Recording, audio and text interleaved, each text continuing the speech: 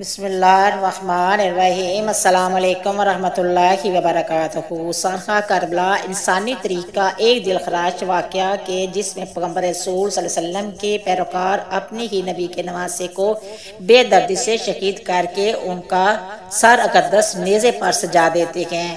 11 محرم کو عمر بن سعد نے اپنے ہاتھوں سے عمر بن سعد اپنے ان ساتھیوں کو دفنا دیتا ہے جو اہل بیت کے ہاتھوں قتل ہوئے تھے، اور سیدزادوں اور صحابہ کے 72 جسد مبارک بے گور و کفن چھوڑ دیے جاتے ہیں۔ یزیدی لشکر امام علی مقام اور ان کے 72 ساتھیوں کے سر مبارک آپس میں بانٹ لیتے ہیں، اور اہل بیت کی شہزادیوں کو قیدی بنا کر یہ قافلہ عمر بن سعد اور شمل عین کی نگرانی میں کوفہ کی جانب سفر شروع کر دیتا ہے۔ ادھر کوفہ کا گورنر عبید اللہ بن زیاد اسیران کربلا اور خدا کے سروں کو دیکھنے کے لیے بےتاب بیٹھا ہے، اور پورے کوفہ کو دلہن کی طرح سجا دیا جاتا ہے۔ اسران کربلا کے قافلے کے حالات یہ ہیں کہ شہداء کے سر نیزوں پر ہیں، اور رسول اللہ صلی اللہ علیہ وسلم کی شہزادیوں کے بغیر کجاوے کے اونٹوں پر سوار کیا گیا، جبکہ امام علی مقام کے لگتے جگر شہزادہ امام زین العابدین کے ہاتھ باندھے ہوئے ہیں، اور ان کو پیدل سفر پر مجبور کیا جا رہا ہے۔ اللہ اکبر۔ حضرت زین العابدین بیماری سے نڈال ہیں اور تھوڑے سے سفر میں ہی تھک جاتے ہیں اور جگہ جگہ رک کر سانس لیتے ہیں، لیکن شمر ملون کوڑے مارتا ہے اور چلتے رہنے کا حکم صادر کرتا ہے، اور ادھر دوسری طرف جہاں کربلا میں لاشیں بکھرے پڑے ہیں۔ 13 محرم کو وہاں قبلہ بنو اسد کی عورتیں دریائے فرات سے پانی بھرنے آتے ہیں تو لاشیں دیکھ کر ان کی چیخیں نکل جاتی ہیں، اپنے مردوں کو بلا کر لاتی ہے، اور تمام جسد مبارک کو ایک گھوڑا سوار شخص کی ہدایت کے مطابق دفنا دیا جاتا ہے۔ اسران کربلا قافلہ کوفہ کی طرف رواں ہے۔ یزیدی سپاہیوں نے سستانے کے لیے قافلے کو راستے میں روکا۔ یہاں تاریخی تبری میں امام تبریل علامہ بن اکثیر لکھتے ہیں کہ یزیدی فوج شراب میں مست تھی، جس کی وجہ سے ایک سپاہی عنان بن جید نواسہ رسول صلی اللہ علیہ وسلم کی بیوی حضرت رباب کی طرف بدمستی میں بڑھا تو شیر خدا کی شیر بیٹی حضرت زینب السلام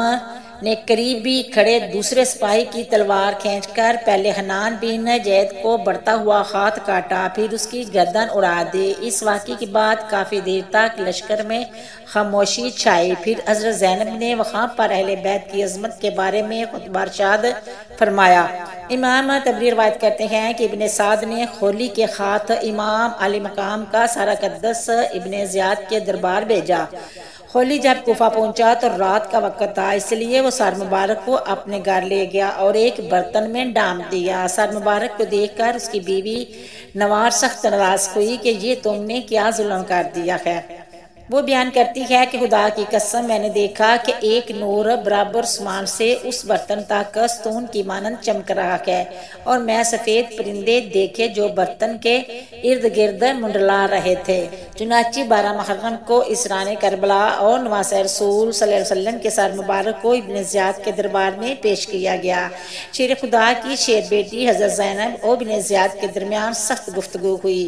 کوفہ کا درندہ صفت خونخوار حاکم عبداللہ ابن زیاد، جس کی تلوار سے خون ٹپک رہا ہے، جو فرزند رسول صلی اللہ علیہ وسلم امام حسین اور ان کے ایوان و انصار کا خون بہا کر مست اور مغرور اور کامیابی کے نشے میں بالکل چور ہے، اس کے مقابلے میں حضرت امام زین العابدین ایسا بے باک سخت لب و لہجہ اختیار کرتے ہیں کہ ابن زیاد آپ کے قتل کا حکم جاری کر دیتا ہے۔ چنانچہ اگر جناب زینب علیہ السلام ڈال کی مانند آپ کے سامنے آ کر یہ نہ کہتی کہ میں اپنے جیتے جی ایسا ہرگز نہ ہونے دوں گی، اور ایک عورت کا قتل کا مسئلہ درپیش نہ آتا، نیز یہ کہ قیدی کے طور پر دربار شام میں حاضر کرنا مقصود نہ ہوتا، تو عجیب نہیں کہ ابن زیاد امام زین العابدین کے پاک خون سے بھی اپنے خاطر رنگین کر لیتا۔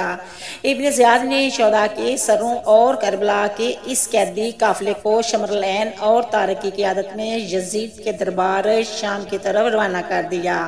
جب قافلہ کوفہ سے شام کی طرف روانہ ہوا تو اہل بیت سے ایسے ہی سلوک کیا گیا جس طرح جنگ میں جیتے ہوئے قیدیوں سے کیا جاتا ہے۔ اللہ اکبر۔ اندازہ کیجئے کیسے بدبخت ہوں گے ان شہروں کے لوگ جہاں تک قافلہ قافلہ گزرا لیکن وہ صرف تماشائی بنے رکھے۔ حضرت امام حسین کے شہزادے کو ایک لاغر و نائف اونٹ پر اس حال میں سوار کیا گیا کہ امام حسین کا سر نیزے پر، قیدی عورتیں اس کے پیچھے۔ اگر امام کی آنکھ سے آنسو جاری ہوتا تو ان کے سر پر نیزے مارتے، یہاں تک کہ اسی حالت میں وہ شام میں داخل ہوئے۔ شام کے شہر حلب میں مقام مشہد کے گرجا گھر کے قریب یہ قافلہ رکا تو جب راہب نے دیکھا کہ قافلے کے ساتھ ایک شہید کا سر موجود ہے جس میں تازہ خون بہہ رہا ہے، تو اس نے قافلے سے پوچھا کہ آپ کون لوگ ہیں اور یہ سر مبارک کس کا ہے؟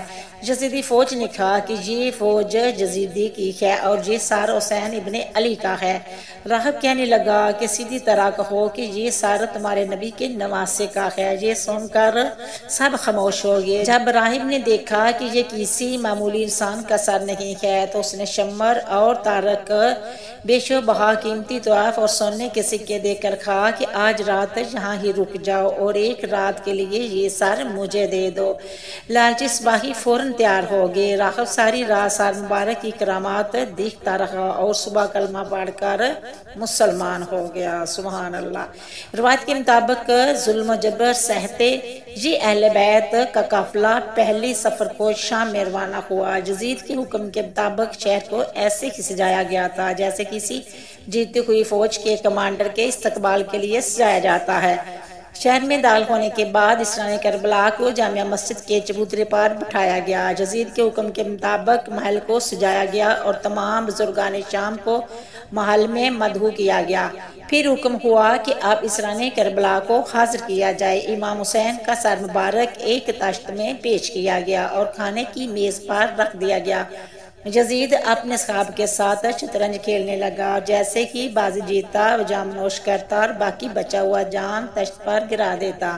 دربار میں موجود مروان بن حکم کے بھائی یحییٰ بن حکم اور صحابہ رسول صلی اللہ علیہ وسلم ابو ذر اسلمی نے جب یزید کی ان حرکتوں کو دیکھا تو اعتراض کیا تو یزید نے ان دونوں کو ذلیل خوار کر کے اپنے دربار سے نکال دیا۔ اسی طرح شام میں چاہے وہ یزید کا دربار ہو یا مسجد میں لوگوں کا بے پناہ ہجوم بڑے ہی واضح الفاظ میں دشمن کی سازشوں سے پردہ اٹھا کر حقائق کا برعملہ اظہار کرتے رہتے ہیں۔ چنانچہ حضرت زین العابدین کے ان تمام خطبوں اور تقریروں میں اہل بیت کی حکایت اور موجودہ حکومت کے جرائم اور ظلم و زیادتی کا پردہ چاک کرتے ہوئے نہایت ہی تلخ اور درشت لہب و لہجہ میں عوام کو جھنجھوڑتے اور بیدار کرنے کی کوشش کی گئی ہے، لیکن بے زمین لوگ اپنے آپ کو بیچ چکے ہیں۔ اسی پر حضرت امام زین العابدین اور حضرت زینب کے خطابات کا کوئی خیر خواہ فائدہ نہ ہوا۔